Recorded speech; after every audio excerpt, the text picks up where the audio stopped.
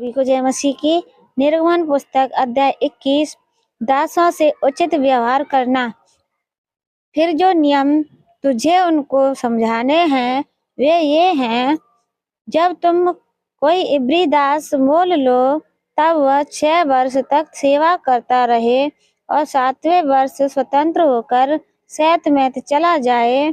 यदि वह अकेला आया हो तो अकेला ही चला जाए, और यदि पत्नी सहित आया हो तो उसके साथ उसकी पत्नी भी चली जाए।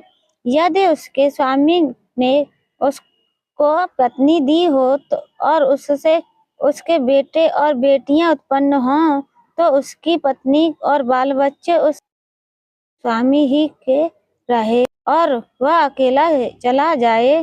परंतु यदि वह दास दृढ़ता से कहे, मैं अपने स्वामी और अपनी पत्नी और बालकों से प्रेम रखता हूँ, इसलिए मैं स्वतंत्र होकर नहीं जाऊंगा, तो उसका स्वामी उसको परमेश्वर के पास ले चले। फिर उसको द्वार के किवाड़ या बाजू के पास ले जाकर उसके कान में सुतारी से छेद करे कि तब वह सदा उसकी सेवा करता रहे। यदि कोई अपनी वेदी को दासी होने के लिए बेच डाले तो वह दासी के समान बाहर न जाए। यदि उसका स्वामी उसको अपनी पत्नी बनाए और फिर उससे प्रसन्न न रहे तो वह उसे दास से छुड़ाए जाने दे। उसका विश्वासघात करने के बाद उसे विदेशी लोगों के हाथ बेचने का उसको अधिकार न होगा।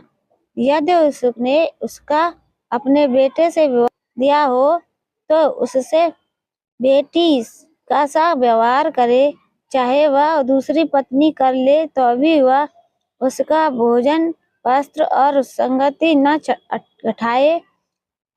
और यदि वह इन तीनों बातों में घटी करे तो वह स्त्री बिना दाम चुकाए ही चली जाए। सभी को जय मसीह की। प्रभु को महिमा मिलती रहे। आमीन।